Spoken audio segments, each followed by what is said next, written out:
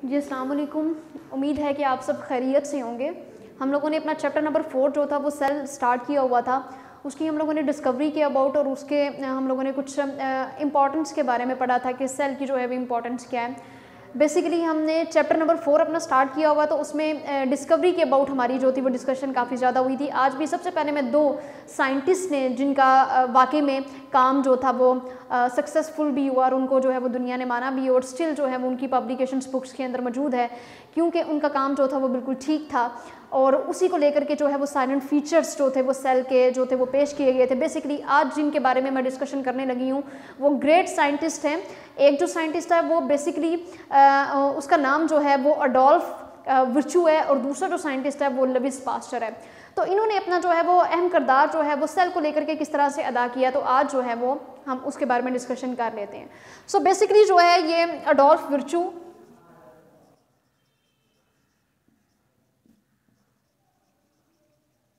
ये एक German scientist है।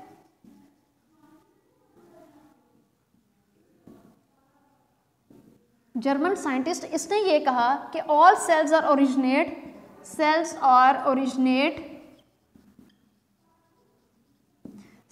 Originate from pre existing sales.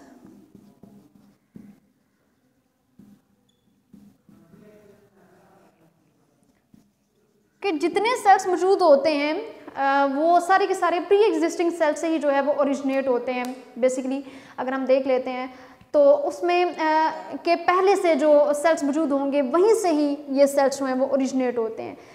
उसके बाद इसने अपना एक वर्ड जो था विर्चू का एक वर्ड है ओमिनस सेलुला। तो इसने इस चीज़ को cells are originate from the pre existing cell, इसने अपने एक वर्ड के अंदर ओमिनस सेलुला के अंदर इसको पकड़ के रख दिया। तो विर्चू का एक वर्ड है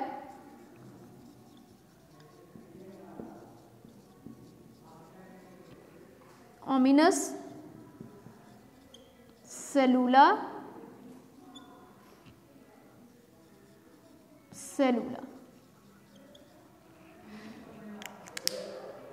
अब इसका काम जो था वो सक्सेसफुल भी हुआ था कि जितने भी पहले से मौजूद सेल्स होते हैं उन्हीं से जो है वो नए सेल्स बनते हैं।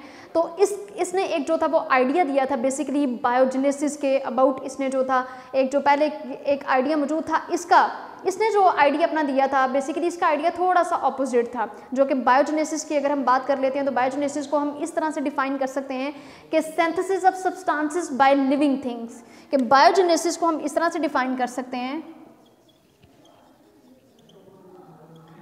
synthesis of substances by living things।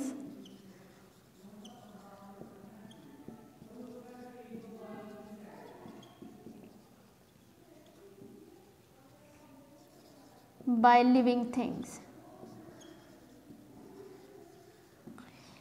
कि जो सब्सटेंसेस की सिंथेसिस होती है वो लिविंग थिंग्स से बनती है और ये प्रोसेस जो है वो बायोजेनेसिस बेसिकली कहलाता है। और बायोजेनेसिस को अगर हम देख लेते हैं तो बायोजेनेसिस में ये है जानदारों का जानदारों से ही पैदा होना।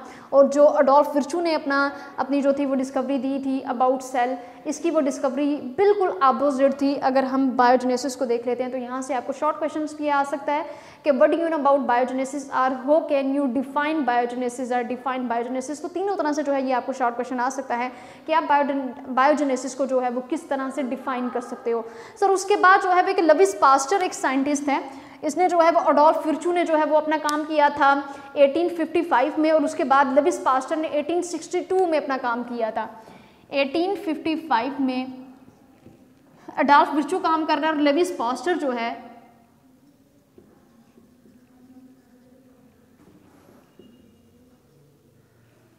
1862 के अंदर काम कर रहा है।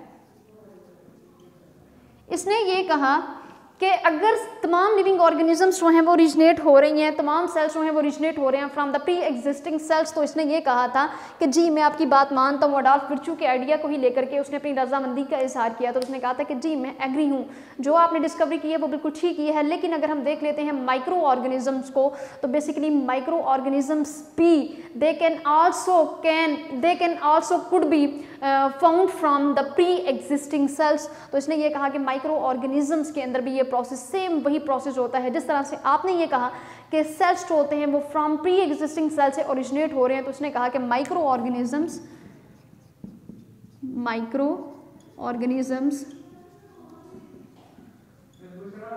could also be originate from pre-existing cells.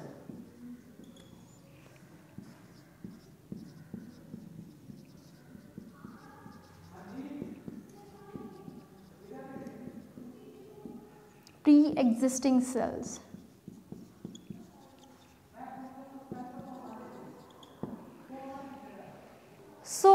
इसने अपनी रजामंदी का जो है वो इजहार कर लिया और इस तरह से जो है इन्होंने इसने सपोर्ट किया था अडोल्फ फिरचू के आइडिया को, इसने सपोर्ट किया और इसने कहा कि बिल्कुल आप ठीक कह रहे हैं एंड यू नो कि माइक्रो ऑर्गेनिजम्स जो होते हैं वो भी हम माइक्रो ऑर्गेनिजम्स वो सब्सटेंसेस हैं जिनको हम नेकेड आई से नहीं देख सकते, बल्कि इसको देखने के लिए जो है वो हमें माइक्रोस्कोप की बेसिकली ज़रूरत होती है। तो micro organisms can also be originate from the pre existing cell.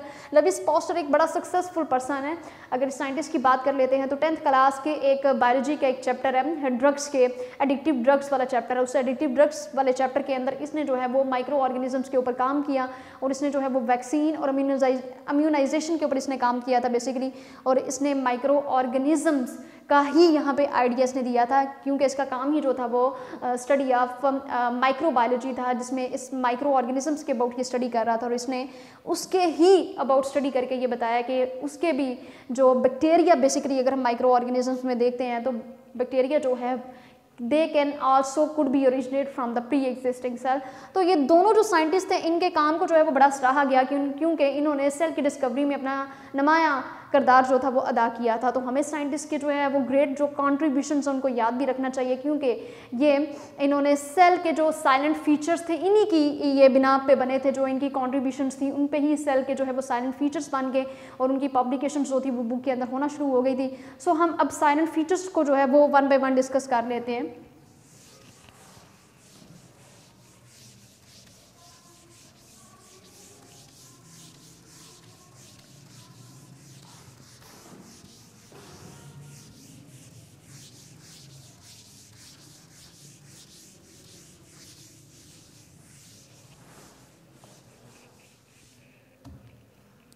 Silent features of cell theory.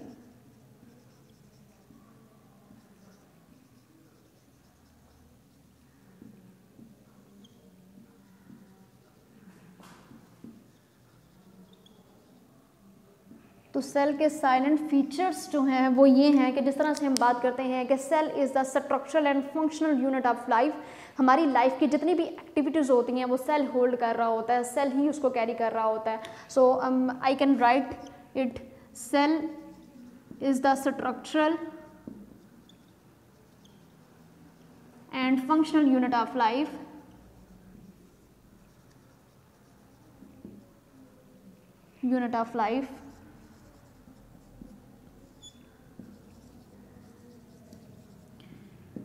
फिर उसके बाद अगर मैं बात करूं तो सेल जो है सेल जो है वो बिल्डिंग ब्लॉक्स का काम करते हैं और मल्टी सेलुलर जो ऑर्गेनिजम्स होते हैं उनकी बॉडी के अंदर कम्प्लेक्स सब्सटेंसेस को भी जो है वो बनाते हैं। So I can write it as cells are building blocks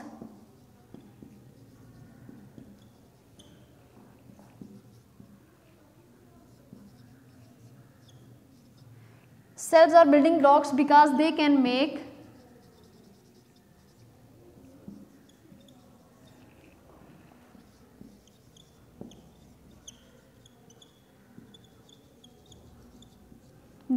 complex multicellular organisms.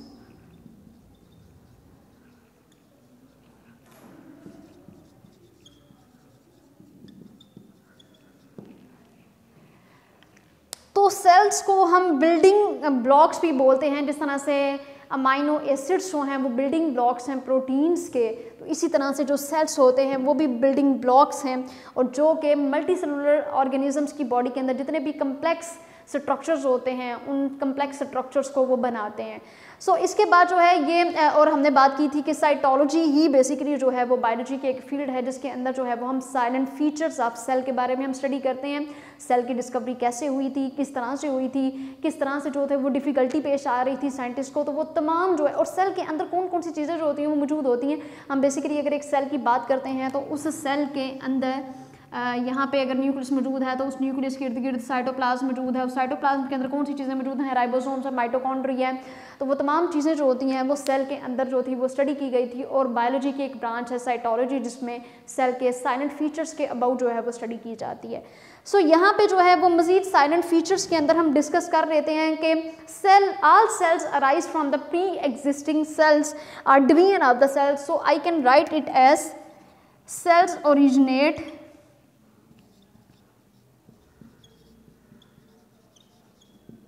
as division of cells, division of cells। तो तमाम सेल्स जो हैं जो कि ओरिजिनेट हो रहे हैं वो सेल्स की डिवीजन से ही ओरिजिनेट हो रहे हैं। सो सेल जो है इस पे जिस तरह से सेल थ्योरी की जो थी वो डेवलपमेंट होती गई थी, इसी तरह से उसकी डेवलपमेंट होने के साथ साथ साइंटिस्ट ने इस चीज़ के ऊपर जो है वो बहुत ज़्यादा जो थी वो स्टडी करना शुरू कर दी थी। और डिफरेंट आर्टिकल्स को, डिफरेंट जो है वो रिसर्च पेपर्स को, डिफरेंट जो है जितने भी आर्टिकल्स जो हैं वो मिल रहे थे उनके ऊपर जो है वो डिफरेंट लाइब्रेरीज़ के अंदर जा करके पढ़ना शुरू कर दिया। डिफरेंट एक्सपेरिमेंट्स किए, प्लांट्स की बॉडी के ऊपर किए, एनिमल्स की बॉडी के अंदर किए, और फिर वहाँ पे जो है वो सेल को डिस्कवर करने की कोशिश की। और जो भी नई चीज़ उनको मिल रही थी वो उसको साथ साथ पब्लिकेशन वाला काम भी करते रहते, तो उसको अपनी बुक्स के अंदर जो था वो पब्लिश करवाते रहे। और उसके बाद सेल थ्योरी की अगर मैं बात करूँ तो it is a very important unifying concept. इसको यूनिफाइंग कंसेप्ट इस वजह से बोला जाता है कि जिस तरह से सेल थ्योरी की जो है वो डिस्कवरी हुई, उसके ऊपर काम हुआ, तो इसने एक यूनिफाइंग अपना कंसेप्ट बना लिया। जो भी चीज़ यूनिफाइंग अपना कंसेप्ट रखती है उसको आने वाले साइंटिस्ट होते हैं वो रद्द नहीं कर सकते। तो सारे ही साइंटिस्ट ने मिलकर जो है ये यहाँ पे अपनी रजामंदी का इजहार कर दिया कि अब एट द एंड जो है वो इस सेल्स के अबाउट जितनी भी डिस्कवरीज हो गई हुई हैं, एट द एंड हमने ये कहा कि all cells originate from the pre existing cells. तो इसको जो है वो साइंटिस्ट ने मान लिया। और लेविस पास्टर ने जिस तरह से कहा था कि all organisms they can also could be originate from the pre existing cells. तो इनके जो है वो कॉन्ट्रीब्यूशंस को जो है वो बड़ी इंपॉर्टेंस दी गई और उसको जो है वो साइलेंट फीचर्स के अंदर लेके आया गया। तो ये it's all about the salient features of cell theory and the discovery of cell, जिसमें हमने अडोल्फ रिचू के बारे में पढ़ा और हम लोगों ने जो है वो लेविस पास्टर के बारे में पढ़ा कि किस तरह से जो है वो इन लोगों ने काम किया। अब इसके बारे में अगर सेल थ्योरी के अबाउट एक दो साइंटिस्ट का भी मैं यहाँ पर जिक्र कर देती हूँ कि सेल थ्योरी जो थी, इसमें अगर ये सेल थ्योरी जो थी वो स्टेटमेंट जो अपनी शो कर रही थी वो तमाम लिविंग ऑर्गेनिजम्स को, तमाम लिविंग थिंग्स को लेकर के बात हो रही थी। प्लांट की बॉडी की बात करें या हम एनिमल की बात करें तो प्लांट की और एनिमल की जो बॉडी होती है वो सिर्फ एक सेल से मिलकर नहीं बनती, बल्कि वन और मोर सेल से जो है वो मिलकर बनती है। So I can write it as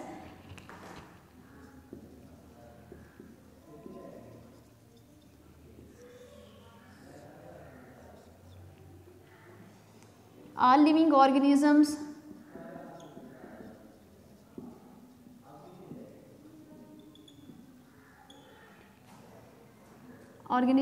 body composed of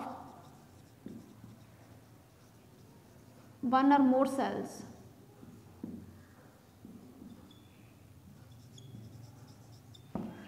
तो तमाम लिविंग ऑर्गेनिजम्स की जो बॉडी है वो एक या एक से ज़्यादा जो है वो सेल से मिलके बनती है। उसके बाद सेल थ्योरी जो थी जब वो पब्लिश की गई थी तो इसमें डिफरेंट साइंटिस्ट की जो है वो कॉन्ट्रीब्यूशंस थी, उनका बहुत हार्ड वर्क मौजूद था सेल की थ्योरी पेश करने में। तो उसको भी जो है वो सेल की थ्योरी के अंदर रखा गया कि हमारे डिफरेंट साइंटिस्ट ने जो है वो अपना बड़ा अहम किरदार अदा किया और बहुत मेहनत और बहुत तगोदौर, बड़ी स्ट्रगल के बाद जो है वो सेल थ्योरी जो थी वो पेश की गई थी।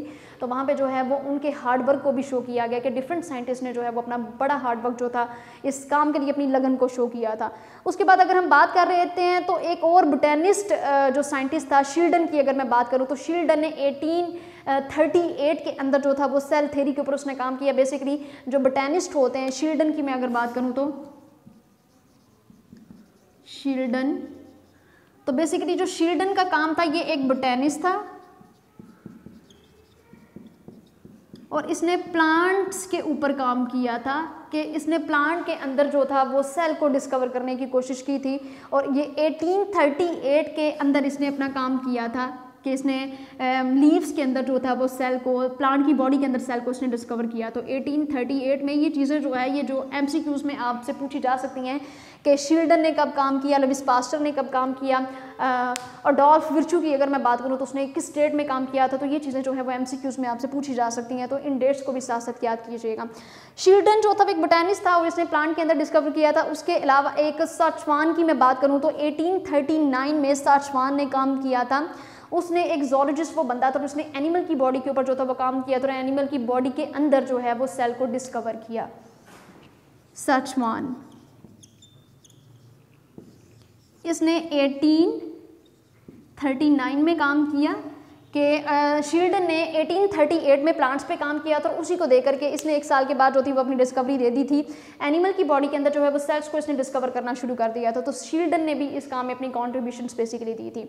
सो अगर हम बात कर लेते हैं तो इसके बाद जो है ये डिफरेंट कॉन्ट्रीब्यूशंस थी साइंटिस्ट की। इसके अलावा अडोल्फ विर्चू जिसकी मैं आपसे बात कर रही थी, बेसिकली वो एक जर्मन साइंटिस्ट था और वो एक पैथोलॉजिस्ट था, जिसको हम पैथोलॉजिस्ट बोलते हैं। वो डिफरेंट जो डिजीज़ होती हैं उसके ऊपर काम करता है, उन डिजीज़ के बारे में जो है वो स्टडी करता है कि डिजीज़ कैसे हुई, इनका कॉज क्या है, सिम्टम्स इसकी क्या है, इनके होने की वजूहात क्या हैं, ये क्यों होती हैं। तो पैथोलॉजिस्ट था, उसने बेसिकली जो है वो डिफरेंट डिजीज़ के ऊपर जो था वह काम किया था। तो अडोल्फ विर्चू ने इसमें अपना बहुत अहम किरदार अदा किया और उसने जो है वो प्रपोज किया था थर्ड पास्टुलेट को, जो कि तीसरा पास्टुलेट है सेल थ्योरी का। इसने उसको मतलब all cells arise from the pre existing cells, तो इसका ये थर्ड पास्टुलेट जो था वो सक्सेसफुल हो गया। और शील्डन जो था वो एक बेसिकली एक पैथोलॉजिस्ट था।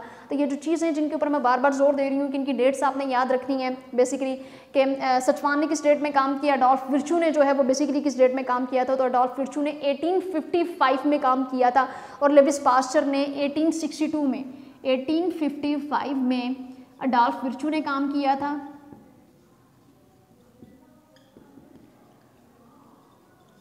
और 1862 में लुईस पास्चर ने काम किया था।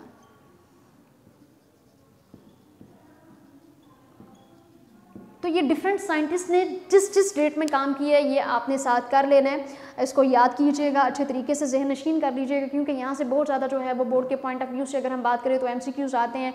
इसके साथ साथ अगर हम MD-CAT की बात करते हैं तो बहुत से MCQs यहाँ से उठाए जाते हैं। इसके साथ साथ PPSC की बात करते हैं तो यहाँ से बहुत ज़्यादा MCQs जो हैं वो ले लिए जाते हैं। इस तरह से डिफरेंट जो टेस्ट होते हैं, CSS की बात करें तो यही जो चीज़ें होती हैं जिसकी हम 7 डेट्स याद नहीं करते हैं, इसको इग्नोर कर देते हैं, तो MCQs बेसिकली यहीं से बनते हैं। So these are the salient features of cell theory and the discovery of cell. तो इसमें जो है वो अडोल्फ विर्चू, लुईस पास्चर की खिदमात को आपने याद रखना है। इसके साथ साथ जो शील्डन है और सचवान ने जो काम किया था, तो इसको आपने मिक्सअप नहीं करना, अच्छे तरीके से याद कर लीजिएगा। यहाँ पे बहुत इंपॉर्टेंट जो है एक शॉर्ट क्वेश्चन है, write down the salient features of cell theory और what do you know about the salient features of cell theory. तो ये बोर्ड के अंदर कई दफ़ा ये क्वेश्चन जो है वो रिपीट हुआ है, तो इसको साथ देख लीजिएगा। ये 2 नंबर का इंपॉर्टेंट शॉर्ट क्वेश्चन है। तो इस तरह से जो है वो डिस्कवरी की गई थी सेल की, कि सेल किस तरह से डिस्कवर हुआ, उसके अंदर जो है वो न्यूक्लियस किस तरह से जो है वो मिला था। इससे पहले जो आने वाले साइंटिस्ट थे, अगर हम रॉबर्ट ब्राउन की बात करते हैं, रॉबर्ट हू की बात करते हैं, तो उनके क्या क्या उन्होंने जो थे वो काम अपने किए थे। एक साइंटिस्ट ये कह रहा था कि सेल जो है वो was an fully empty space है, उसके अंदर कोई भी न्यूक्लियस मौजूद नहीं है, उसके बाहर जो है वो कोई भी सेल वॉल या सेल मेम्ब्रेन मौजूद नहीं है। तो उसके आइडिया को जो है वो आकर के गलत साबित किया। उसके बाद जो एक साइंटिस्ट आया उसने ये कहा कि ऐसा नहीं है, बल्कि सेल के अंदर जो है वो एम्प्टी स्पेस की अगर हम बात करें तो उसके अंदर एक न्यूक्लियस मौजूद है, और उस न्यूक्लियस के इर्द गिर्द अगर हम देखें तो फ्लूइड भी मौजूद है, अगर हम देखें तो उसके अंदर साइटोप्लाज्म भी मौजूद है, उसके अंदर डिफरेंट ऑर्गेनल्स मौजूद है। अगर हम एनिमल सेल की बात करते हैं तो माइटोकॉन्ड्रिया मिला, देन उसके बाद राइबोसोम्स मिले। तो हमने इस चैप्टर के अंदर जो है बेसिकली इन तमाम चीज़ों के अबाउट जो है वो स्टडी करनी है कि किस तरह से जो है ये सेल ऑर्गेनल्स जो थे वो एनिमल की बॉडी के अंदर पाए गए। देन उसके बाद जो है वो डिस्कशन होगी, प्लांट की बॉडी को लेकर के भी बात होगी कि किस तरह से जो है वो प्लांट की बॉडी के अंदर डिफरेंट ऑर्गेनल्स जो थे वो मिले थे। अगर हम सेल्स की बात करते हैं तो कितनी टाइप्स के जो हैं वो सेल्स पाए जाते हैं, तो वो इंशाल्लाह हमारे नेक्स्ट लेक्चर्स में हम 1 बाय 1 उनको जो है वो डिस्कस कर लेंगे। होप सो कि आपको जो है वो लेक्चर पसंद आया होगा, तो अच्छे तरीके से इसको कर लीजिएगा। बाकी अल्लाह ताला मेरा और आपका हामी नासिर हो, दुआओं में याद रखिएगा। फ़ी अमान अल्लाह। वीडियो पसंद आई तो लाइक करें, अपनी राय कमेंट करें। ऐसे ही मजीद वीडियोस के लिए हमारा चैनल सब्सक्राइब करें और बेल का आइकन दबाएं ताकि आपको हर वीडियो का नोटिफिकेशन मिलता रहे।